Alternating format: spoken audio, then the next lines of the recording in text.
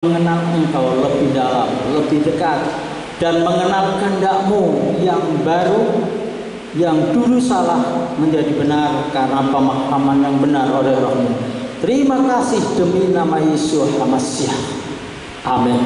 Shalom Aleichem, saudara. Haleluya. Pada akhir-akhir ini, saudara-saudara, kalau kita perhatikan banyak sekali kesulitan-kesulitan hidup. Kemudian kalau kita memandang ke depan, apalagi melihat konten-konten yang memberitakan masa depan yang suram, yang menakutkan, banyak orang yang mulai bingung, kemudian resah. Tapi saudara-saudara, saat ini saya mau sampaikan, ada jemaat Elohim di akhir zaman itu yang tidak tergoyah, yang tidak terkena namanya pencobaan besar. Mari kita lihat jemaat siapa itu, saudara. Di dalam kitab Gileadnya atau Wahyu pasal 3 ayat 8.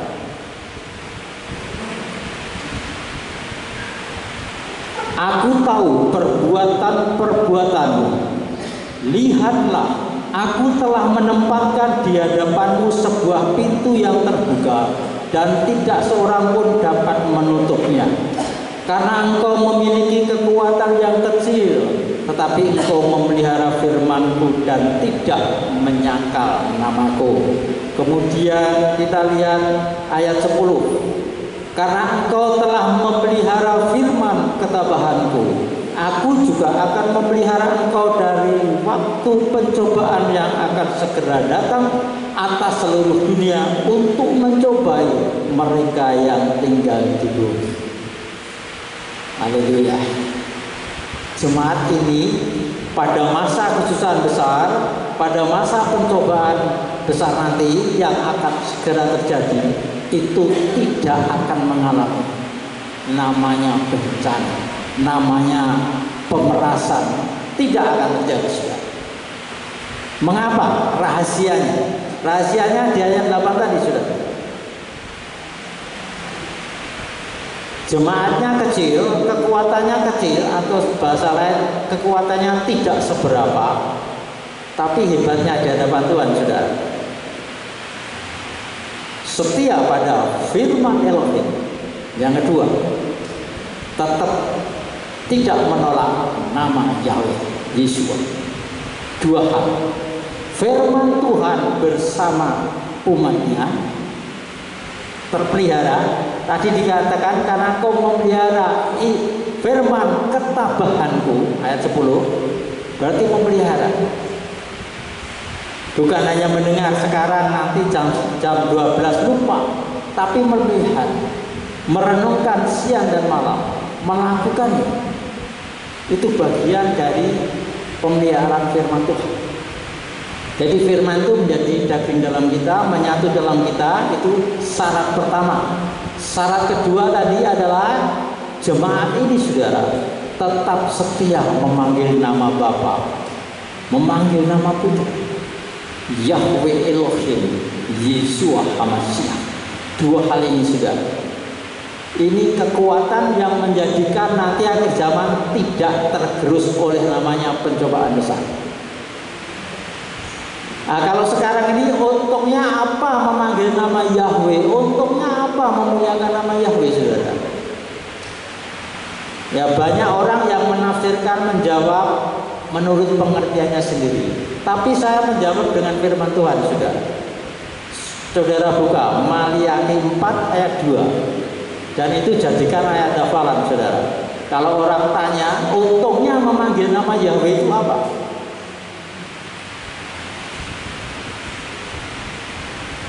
Di situ apa, saudara? Yang pertama adalah surya kebenaran. Tidak semua orang bisa dapat surya kebenaran, saudara. Hanya orang yang takut akan nama Yahweh, yang berbakti kepada Yahweh Elohim, yang beroleh surya kebenaran. Saya dulu tidak mengerti, saudara. Saya menganggap benar dewa bulan itu sesembahan dan sang pencipta langit dan bumi. Saya dulu percaya penuh dan bahkan membela-bela bahwa hari raya dewa matahari, hari raya dewa Easter itu betul-betul benar. Tapi setelah surya kebenaran datang, saya tahu itu ciptaan paganisme yang diwariskan kepada gereja. Saya tahu itu. Setelah tahu, saya tinggalkan itu. Buktinya kita ini cinta pada Bapa Yahweh, cinta firman Tuhan apa saudara? Yang pertama seperti Yesua ajarkan, Matius 3 ya.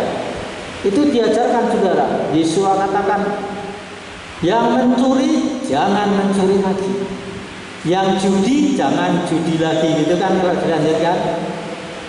Yang minuman keras, mabuk-mabukan stop.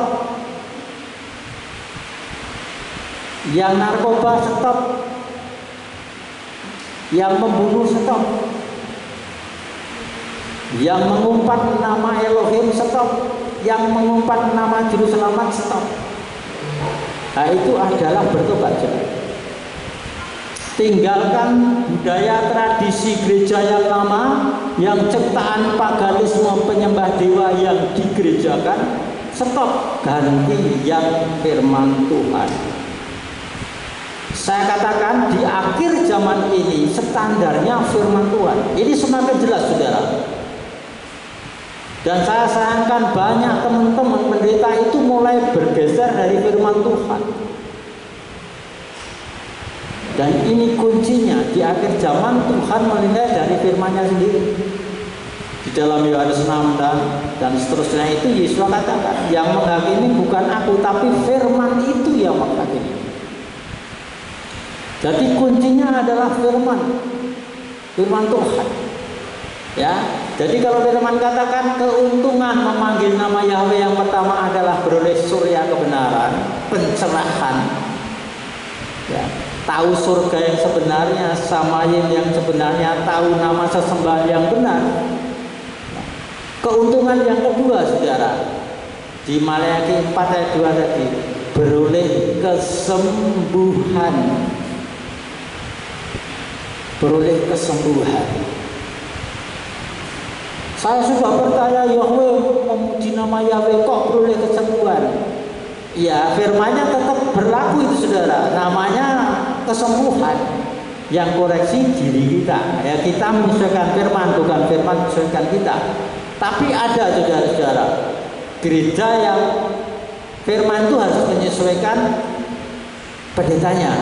Firman itu harus menyesuaikan denominasinya.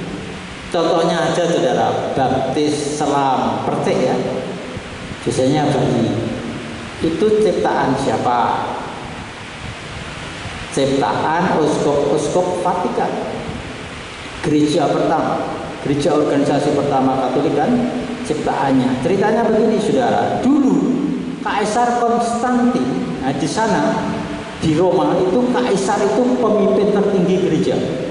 Gereja Katolik pimpinannya adalah Kaisar. Nah, Kaisar Konstantin ini sampai mau meninggalnya belum bertobat total. Akhirnya setelah sekarat dia dibaptis oleh tua-tua. Ya, oleh kardinal-kardinal ya, jelas ada kardinal-kardinal membaptis. Karena itu tidak bisa diselamkan, baptisnya percik. Selanjutnya saudara, karena itu yang melakukan pimpinan tertinggi dipertimbangkan untuk ditiru. Akhirnya generasi berikutnya berpuluh-puluh tahun, berabad-abad tinggal melakukan baptis, gitu kan? Jadi kita melakukan perintah siapa yang percaya? Perintah manusia. Kitab suci bicara apa kitab suci? Selam saudara. Orang yang bertobat itu tinggalkan percaya ke selam gitu, beres kan? Ya itulah yang benar saudara. Jadi seperti itu. Kita menganggap itu benar, tapi ternyata setelah memanggil nama Yahweh surya kebenaran dan tahu, oh ini salah. Yang kita lakukan sekarang ini perintah manusia, bukan perintah Elohim. Karena itu mari kita kembali ke firman Tuhan. Firman Tuhan untuk kembali sulit, saudara. Apalagi yang sudah tradisi. Natalan itu sulit ya.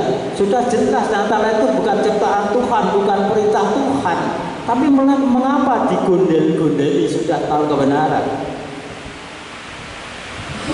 Ya, itu harus tinggalkan betul. Cuci otak kita supaya tidak mengatur perilaku kita.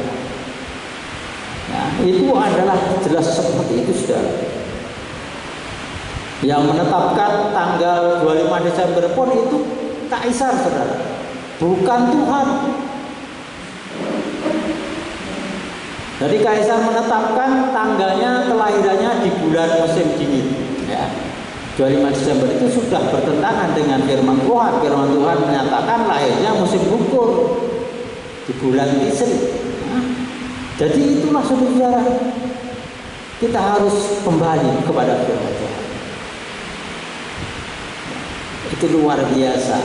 Jadi ada dua, saudara, dan ditambah satu, saudara, keuntungan memanggil nama Yahweh. Kita peroleh roh sukacita, berjingkrak-jingkrak seperti kuda keluar dari kandang. Senang sekali, saudara.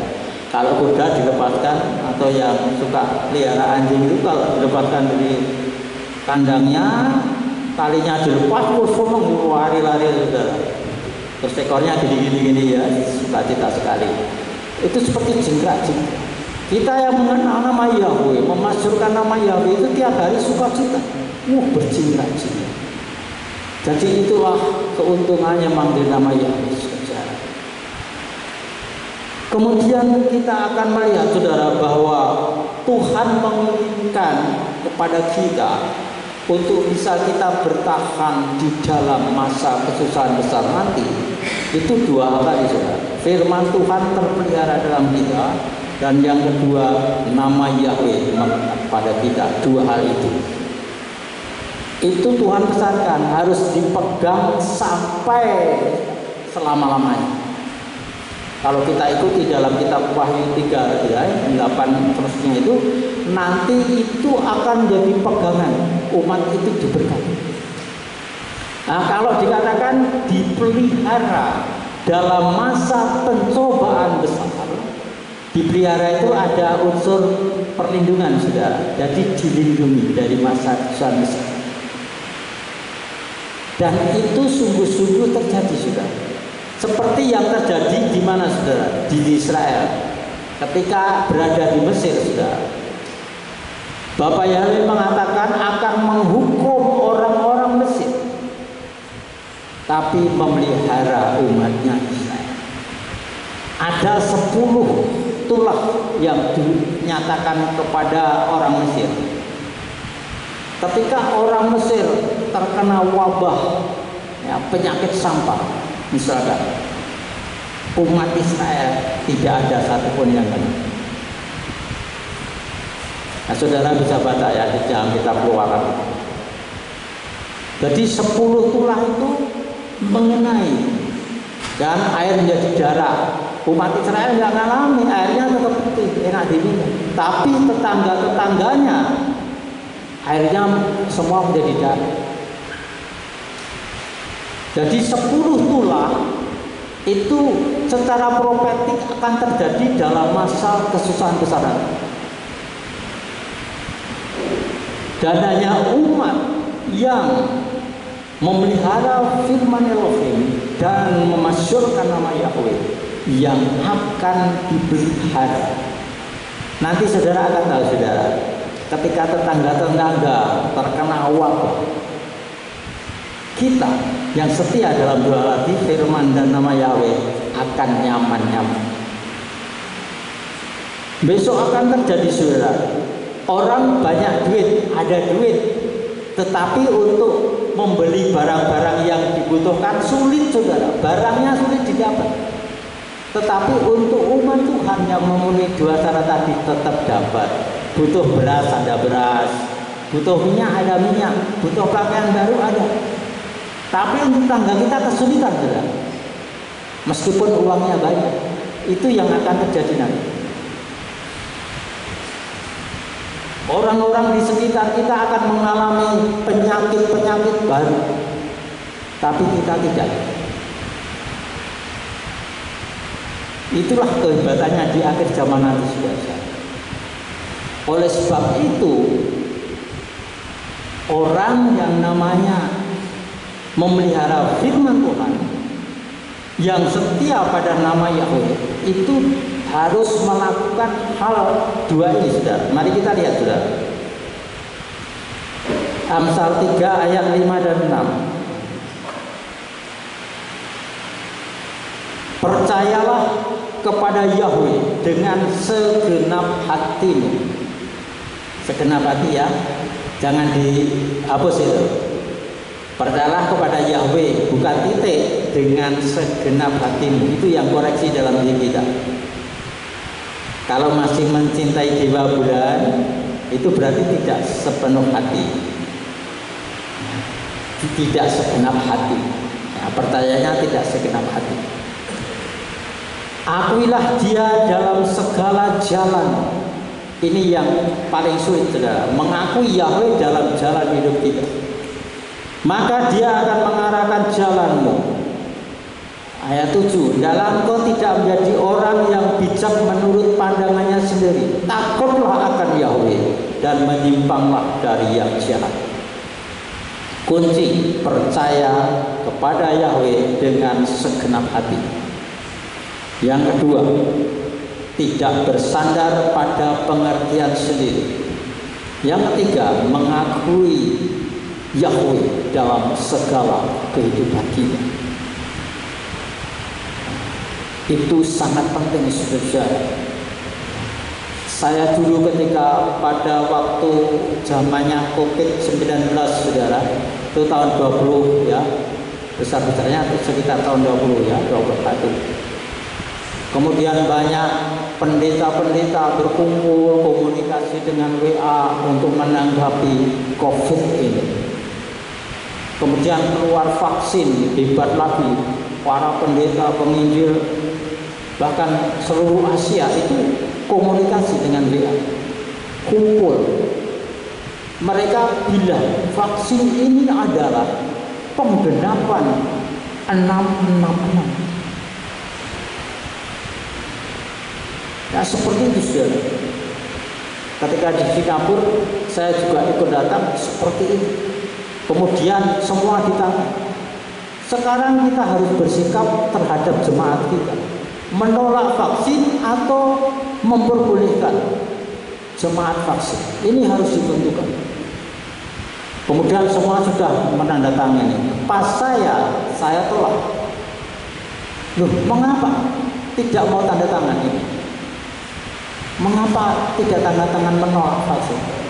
Saya bilang sebentar, ini masalah besar di kerajaan Elohim. Saya bilang, saya harus tanya dulu pada yang punya kerajaan, yaitu Tuhan saya, Yahweh Elohim. Berapa hari waktunya? Ya tidak tahu, saya harus berboleh jawaban dulu. Ya kemudian ketika pulang, saya belum tanya, tapi beberapa hari kemudian saya masuk bilik doa, berdoa, ambil puasa. Hari pertama tidak ada jawaban, hari kedua, ketiga nggak ada jawaban. Hari ketujuh ada jawaban, sudah. Saya dapat penglihatan yang luar biasa. Kemudian seolah-olah saya bercakap-cakap. Kemudian Tuhan menyatakan bahwa namanya vaksin itu tidak ada kaitannya dengan the beast 666, tidak ada kaitannya dengan penggenapan Wahyu 13. Saya suruh pelajari, saudara. Nah, saya temukan dalam Wahyu 13 itu, nanti saudara renungkan di rumah.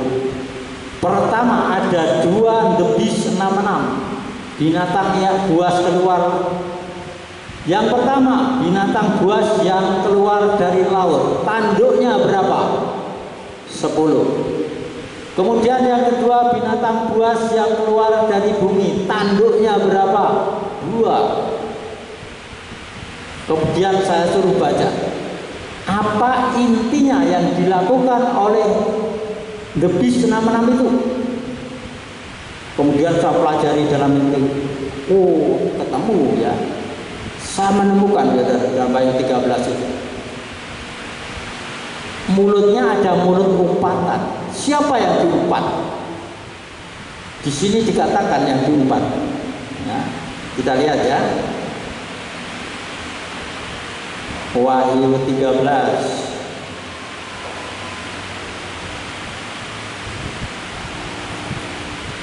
Di mulutnya itu untuk mengumpat di situ, saudara-saudara.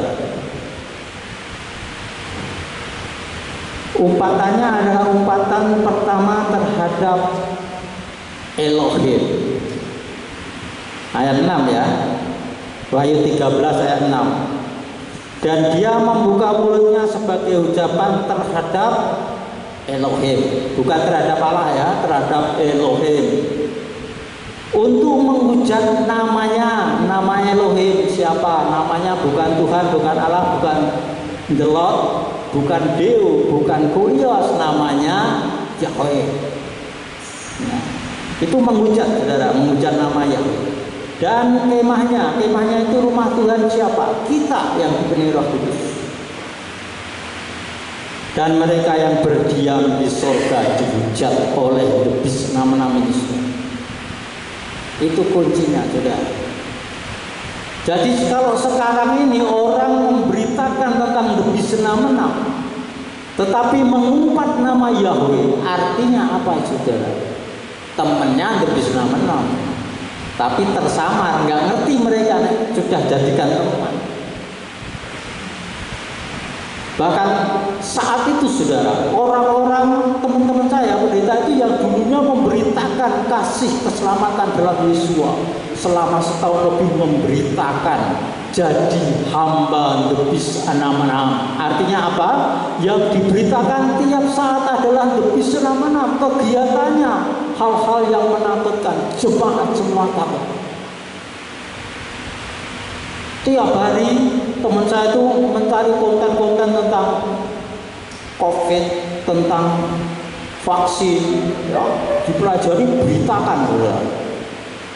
Terus suatu saat Roh Kudus melalui saya menegur, kamu itu hamba The Beast 66, aku hamba Elohim. Ya, hamba Elohim. Mengapa beritamu terus-menerus memberitakan tentang vaksin? Ya, ini gerakan Roh Tuhan, bukan Roh Tuhan, tapi Roh The Beast. Itu terjadi, sudah. Jadi jangan sampai kita ini beralih profesi sebagai memberitakan firman The Beast 66. Statusnya hamba Elohim, tapi yang diberitakan berita-berita. Kalau kita memberitakan terus-menerus kegiatan The Beast 66 ini, elit-elit global ini, sama saja kita membantu mereka menyebarluaskan visi misi. Ya, itu yang terjadi, saudara. Kemudian orang-orang bertanya lagi, saya ditanya. Ya, kemudian kita akan melihat dengan jelas, saudara. Sebenarnya siapakah yang menyembah kepada The Beast 66 ini, saudara? Mari kita lihat Wahyu 13 ayat 8. Dan semua yang tinggal di bumi yang namanya tidak tertulis di dalam kitab kehidupan anak domba yang disembelih sejak permulaan dunia ini, mereka akan menyembah kepadanya. Jadi yang tidak tertulis dalam kitab kehidupan anak domba itu yang menyembah The Beast 66. Kemudian yang diberi tanda oleh The Beast 66, katanya vaksin itu tanda dari The Beast 66. Benarkah itu sesuai firman Tuhan? Kita lihat, kita payu lagi.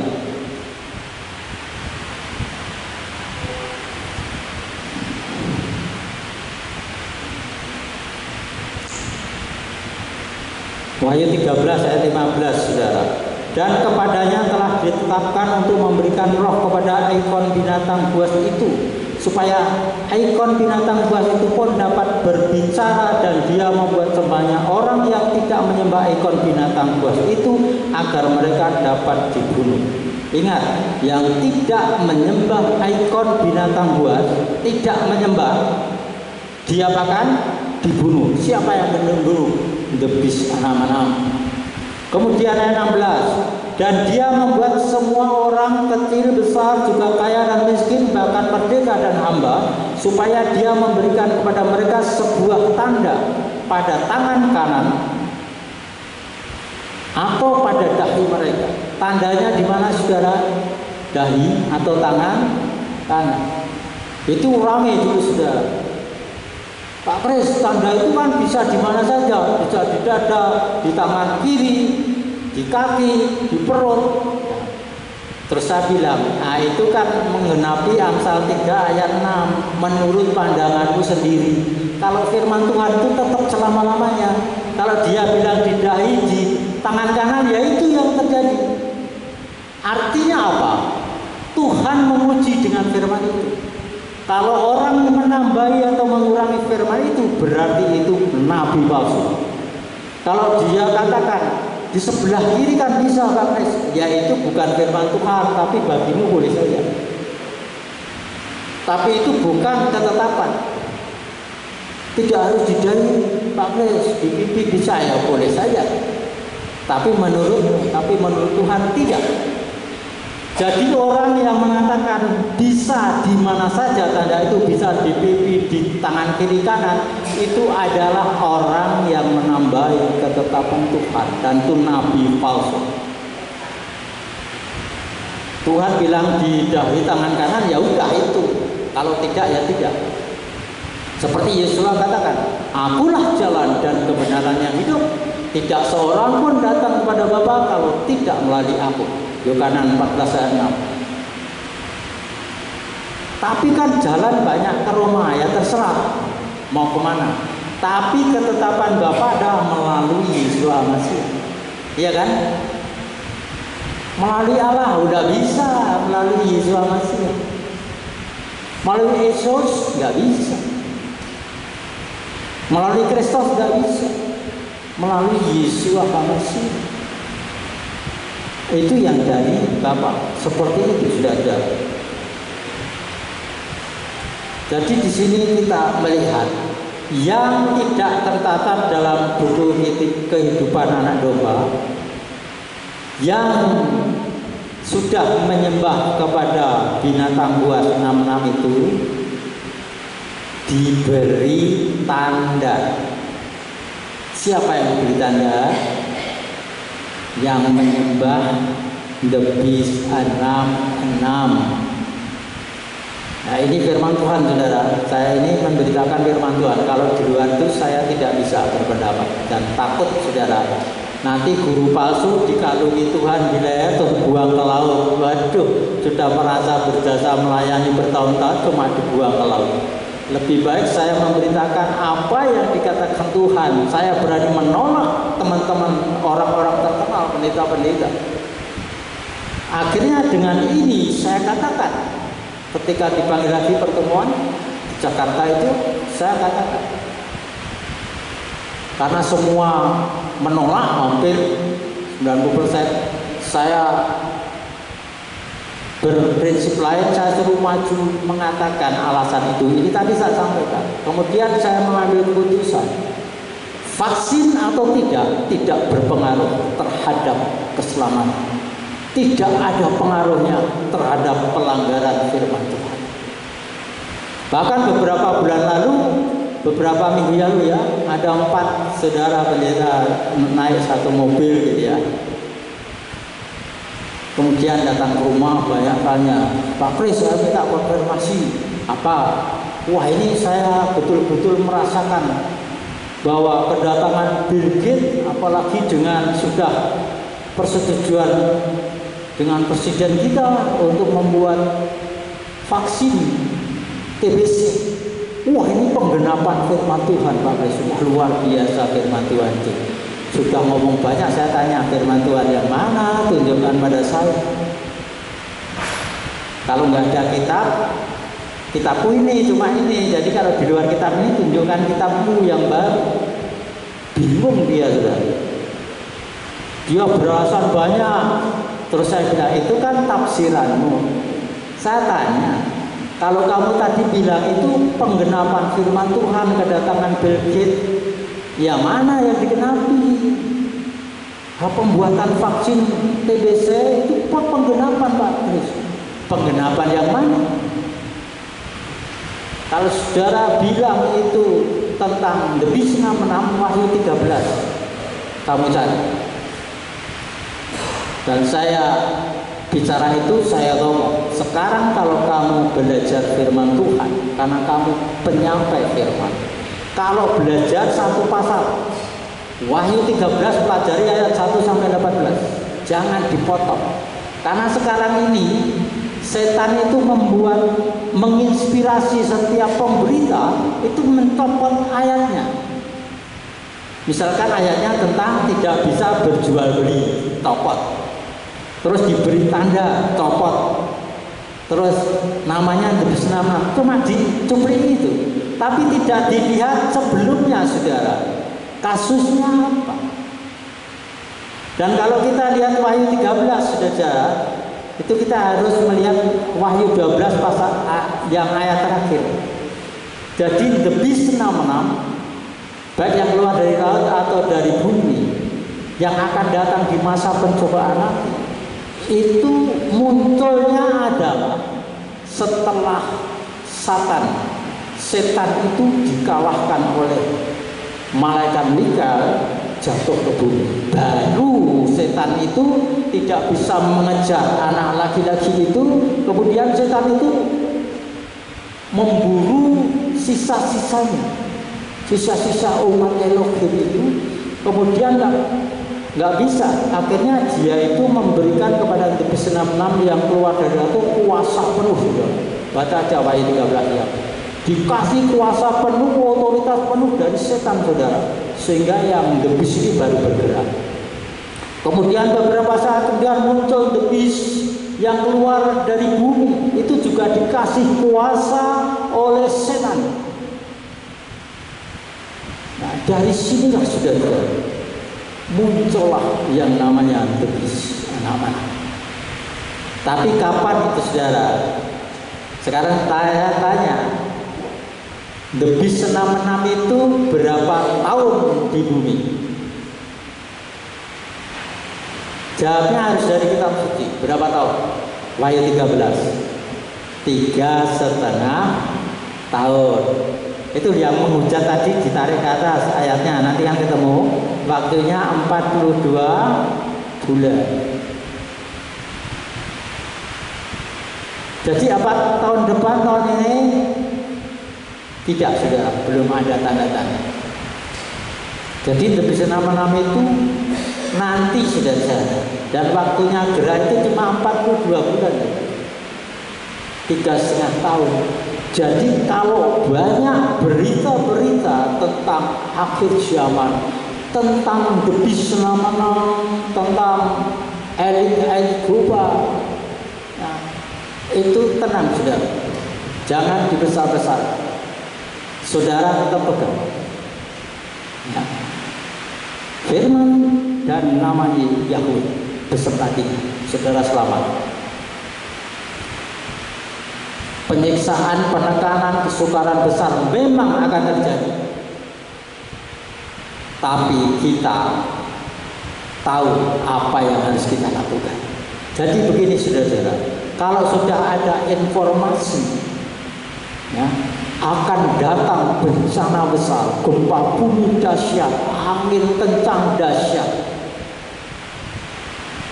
orang-orang yang sok tahu itu terfokus pada gempa bumi besar, topan dahsyat, itu asalnya dari mana? Itu kok bisa terjadi, gimana ya? Apakah memang nanti akan terjadi betul? Jadi tiap hari seperti itu. Terus pemberitanya, pengorbannya terus memberitakan betapa besarnya, dahsyatnya topan dan gempa bumi besok yang akan terjadi. Itu diberitakan terus. Supaya apa, saudara? Jemaat Tuhan takut. Setan itu tujuannya membuat orang takut, caranya memberitakan hal-hal yang buruk, yang menakutkan. Tetapi bagi orang bijak, tahu ada kabar gempa bumi dahsyat, topan dahsyat, apa yang dilakukan? Dia cuma sekilas ingat nanti akan terjadi bencana angin dan gempa. Wah, sebaiknya rumah saya perkokoh, tiang-tiangnya saya perbesar tiangnya. Kalau dulu ukurannya 12, sekarang tak ganti ukurannya yang besar, 16. Semua 16. Struknya 16, semua 16, kemudian dicor yang kuat, kemudian semua dicor, dihubung-hubungkan ya dengan diikat, kemudian genteng-gentengnya yang itu diganti yang ringan, kemudian semua diikat sehingga kalau kena angin tidak terbang. Itu yang dilakukan. Kemudian rumahnya mulai dibentengi. Nah, sehingga nanti kalau terjadi topan atau gempa tetap goyang tapi tidak roboh. Itu yang harus dilakukan sudah. Juga di akhir zaman ini, kalau tahu bahwa the beast 66 ini nanti akan datang, waktunya mereka bergerak hanya 42 bulan atau 3,5 tahun. Sekarang yang kita lakukan apa sudah? Dua hal tadi syaratnya, memelihara firman Tuhan dan tetap setia pada nama Yahweh. Itu kan syaratnya supaya kita terpelihara dari masa pencobaan besar. Berarti yang kita lakukan sekarang, kalau kita bijak, memperkuat firman Tuhan tertanam dalam pikiran hati kita. Nah, pada saat kita itu memperkuat firman Tuhan masuk dalam hati kita, maka tantangannya besar, saudara. Harus tinggalkan tradisi yang bertentangan dengan firman Tuhan. Tinggalkan kita ini selalu mempertahankan keselamatan orang yang meninggal misalkan, seperti yang sudah saya beritakan berulang kali. Maka setelah kalau mau firman itu tinggal dalam kita, stop, selamatan. Nah, itu berarti kita berhasil. Kita yang suka mencuri, berhenti mencuri, itu berarti kita sudah memelihara firman Tuhan. Tuhan katakan kalau kita ini penuh firman, firman itu terpancar keluar, sama saja kita memberitakan Injil keselamatan. Ya, jadi itulah firman itu harus menjadi bagian dari hidup kita, menyatu. Ya, bagaimana firman bisa menyatu? Kalau kita tidak pernah mendengar, tidak pernah membaca, tidak pernah merenungkan siang dalam firman itu, ya tidak bisa. Kitab Tehillim Mazmur 1 ayat 3 itu kan mengatakan, yang merenungkan firman siang dan malam itu hidupnya akan berhasil. Nah, jangan dicomot, wah Tuhan berjanji akan membuat saya berhasil. Tapi syaratnya dihapus. Merenungkan firman siang dan malam. Nah, yang jemaat yang suka surah-surah itu yang senangnya yang janji-janji itu, saudara. Tapi kalau syarat-syarat disampaikan itu sebel. Karena disuruh apa? Melakukan firman Tuhan. Jadi itulah saudara-saudara yang benar. Kita melihat mengapa kita memegang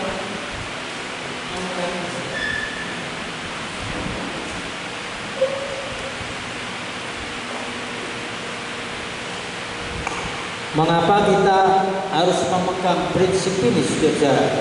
Karena pertama, firman itu harus terpelihara dalam kita. Tadi dikatakan, kita pahami tadi, orang yang memelihara firman ketabahan itu, aku akan melindungi dari masa pencobaan besar. Ya, jadi ini yang menjadi perhatian kita. Firman itu harus menyatu. Artinya firman itu harus kita lakukan. Ya, kalau Tuhan katakan bertobatlah, ya bertobat. Berhentilah, ya berhenti.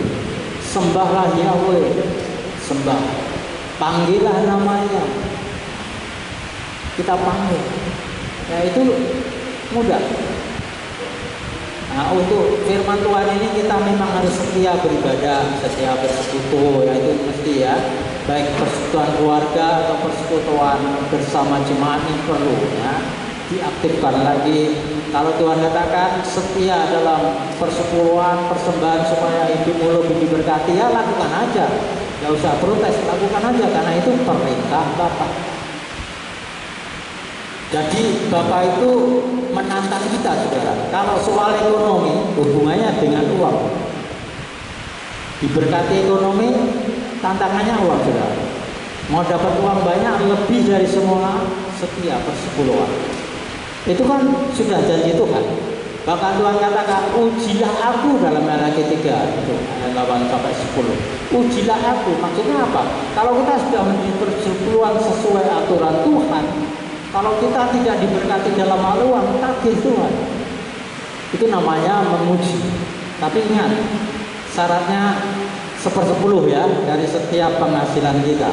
Seperti dulu sudah saya katakan, saudara dikasih teman 100.000, ambil 10.000 di sakunya untuk persepuluhan. Itu namanya tepat. Dapat untung yang teliti. Modalnya berapa, untungnya berapa, dari untungnya diambil 10%. Dari deposito bunganya berapa, 10% dari deposito itu adalah persepuluhan. Saudara punya tabungan, bunganya berapa, bulan itu lihat bunganya. Nah, bunganya ada 300.000, nah 30.000 itu persepuluhan, itu tepat namanya. Jadi kalau saudara tidak masukkan bunga deposito, bunga tabungan, itu namanya belum persepuluhan yang benar. Dapat uang 100.000 dari teman dianggap biasa, bukan penghasilan, nah itu juga salah. Jadi itu firman namanya. Itu memelihara firman seperti itu. Saudara akan lihat kalau orang persepuluhan sesuai firman, lo saudara lihat bagaimana kehidupan saudara melimpah dengan sukacita, dengan damai sejahtera, uang terus mengalir dan jemaat ini terus bertumbuh berkembang. Saya percaya itu. Ya, jadi seperti itu. Jadi harus belajar memang firman Tuhan itu harus dilatih dalam kehidupan ini, kalau tidak bisa. Dan nama Yahweh itu harus terus melekat pada kita. Saya katakan saudara, pertahanan kita itu luar biasa saudara. Coba kita lihat saudara, apa yang dikatakan Yeshua HaMashiach untuk murid-muridnya. Matius 28 ayat 18. Matius 28 ayat 18. Pegang ini sebagai hafalan. Dan seraya mendekat, Yeshua berbicara kepada mereka sambil berkata, segala otoritas di surga dan di bumi sudah diberikan kepadaku. Terus ayat berikutnya, ayat 20 saudara.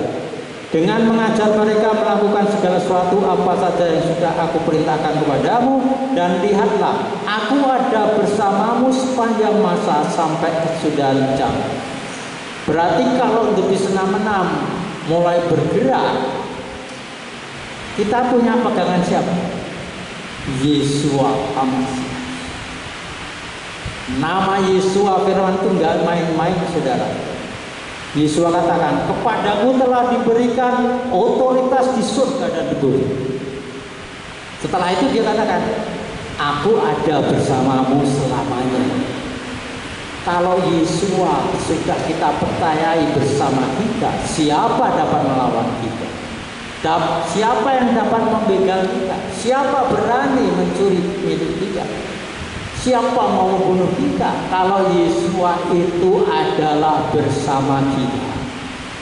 Bahkan Yeshua itu mengatakan dalam kitab Yohanes 10 tentang gembala. Dia katakan, aku ini gembala yang bisa mempertaruhkan jiwaku untuk domba-domba. Jadi Yeshua itu nggak tinggal diam, saudara. Nah kalau dombanya itu nggak sengaja minum vaksin yang membahayakan, apa yang terjadi saudara? Yesua tidak tinggal diam. Darahnya dalam kita yang menyatu dengan kita akan mengalir. Kuasa vaksin itu terbunuh. Jadi vaksin masuk, tapi dibunuh oleh darah Yesus. Itu bagi orang yang kenceng memegang Yesua. Jadi kita agungkan Yesua yang sudah beserta kita. Yesua punya otoritas di surga dan bumi. Yesua bisa mengalahkan semua vaksin-vaksin jahat itu. Dalam namanya kita berkemenangan. Dalam namanya tidak ada vaksin yang menyiksa membunuh kita. Kalau ada yang menipu kita dengan menakuti vaksin-vaksin itu, toh saudara punya Yesus. Saudara punya Yesua yang hidup sampai selamanya gitu.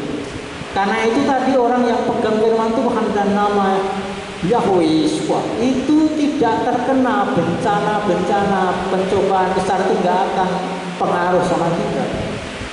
Itu terjadi untuk orang yang tidak tercatat dalam buku kitab kehidupan anak domba.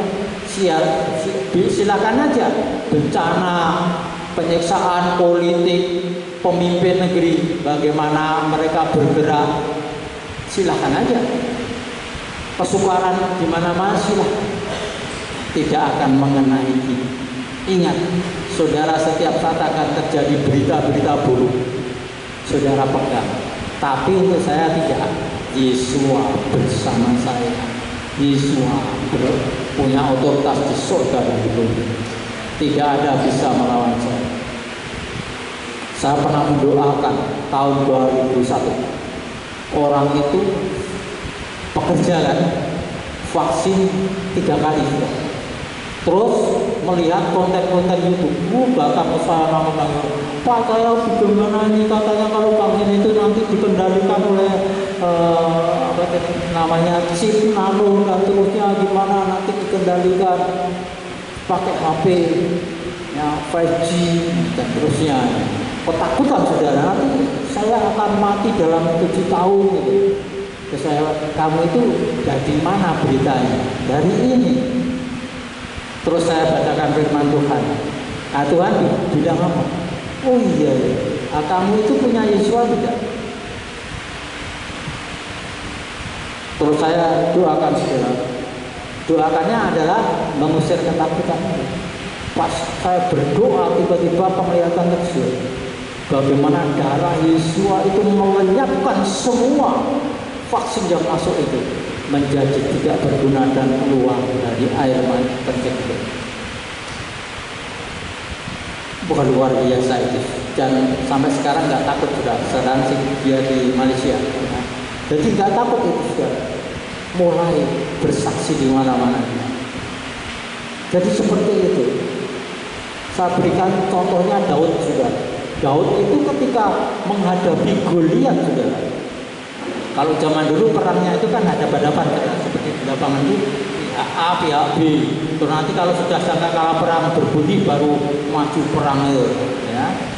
Nah, itu ketika itu barisan Filistin itu kan tiba-tiba keluar Goliat. Sangat besar, tinggi, kekal, senjatanya lengkap, pakai baju zirah. Nah, baju zirah itu melindungi semuanya, saudara. Panah, tombak nggak bisa mengenai tubuh. Cuma yang terbuka ini bagian mulut ini ada garis-garis, itu untuk bernapas. Kemudian bagian jidat sini ada lubang, saudara, supaya juga dari hidung bisa keluar sini. Semua tertutup selain itu. Kemudian Daud itu maju. Diremehkan. Karena apa? Dia cuma membawa ketapel dengan umbannya, yaitu batu pancing. Masa perang menghadapi Goliat hanya dengan pelintang ya, dengan batunya itu. Maju, diketahui saudara. Terus yang dikatakan David luar biasa saudara. Ya. Kamu datang dengan pedang, dengan tombak dan lembing, tapi aku datang dengan nama Yahweh Sebaot, yang namanya Elohim Israel itu yang kau cemarkan, yang kau lecehkan. Jadi dengan nama Yahweh aku datang kepadamu. Dan setelah berbunyi sangkakala perang, Daud menarik ketabengnya. Batu itu ketika keluar langsung tangkap sama malaikat Yahweh, masukkan ke lubang jidat yang kecil, masuk, rebah, mati.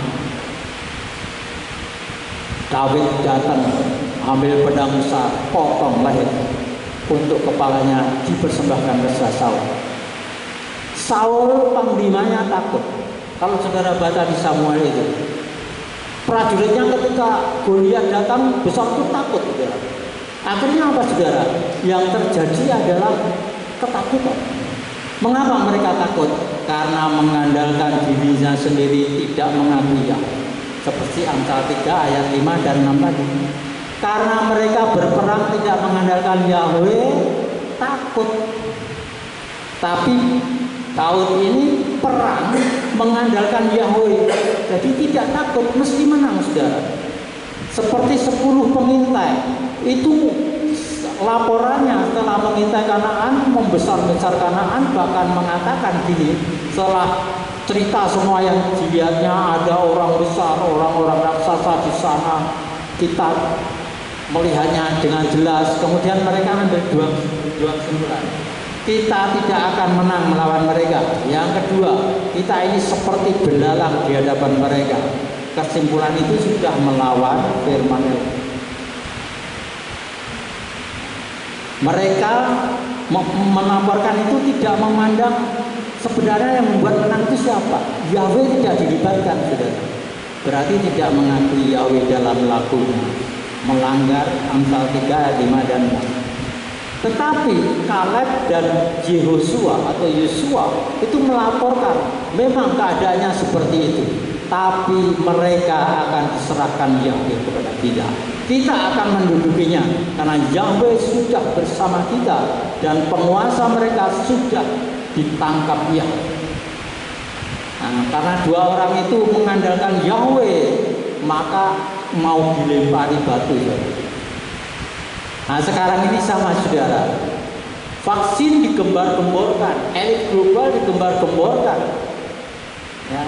Tapi orang yang mengandalkan Yahweh ketika mengatakan semua itu kalah, sudah ditundukkan dengan Yahweh, Yesua berkuasa, maka hamba Tuhan atau orang-orang itu yang namanya mengagung-agungkan nama Yahweh itu menghadapi Lebih 66 akan dibenci, dilempari batu, sudah akan dikucilkan oleh pendeta-pendeta lain. Jadi banyak sekarang ini pendeta-pendeta ya yang terseret kepada hamba-hamba elit global Lebih 66, tapi merasa mereka itu menentang elit global. Bukan menyiapkan jemaat, bukan memberitakan firman dan bagaimana bisa bertahan, tapi malah menakut-nakuti. Jadi kesiapan kita dua, ya, mengandalkan nama Yahweh dalam setiap kesempatan, karena otoritas di bumi, di surga itu sudah ada dalam Yesus. Kalau saudara katakan dalam nama Yesus aja, setan apapun, roh jahat apapun akan lari. Tapi saudara otaknya diisi dulu, ya. Segala otoritas di surga bumi sudah ada dalam Yesus. Dan Yesus katakan menyertaimu selama-lamanya. Bangga saja, saudara. Boleh semua terjadi. Gak usah takut. Itu memang akan terjadi. Tapi juga akan terjadi bahwa kita tidak akan terkena bencana. Amin, saudara. Haleluya. Kuatkan saudara. Peganglah firman Elohim. Masukkan terus nama Yahweh dalam hidupmu. Tolak semua ajaran, semua info-info jahat, info-info menakutkan. Tolak. Dengan nama Yesua, maka segala kuasa di surga di bumi akan tunduk. Roh jatuh. Ingat, setan menyerang dengan suara. Setan menakuti dengan suara. Mengapa kalau malam itu di film-film ada suara yang menakutkan, seolah-olah suara setan? Itu juga tipuan, itu juga bikinan orang yang bikin film ya. Jadi nggak usah takut saudara. Nah, jadi kita perlu terus menyatakan kebenaran ini saudara. Jadi semua yang di dalam Tuhan, otoritas siswa itu bisa mengubah sesuatu saudara.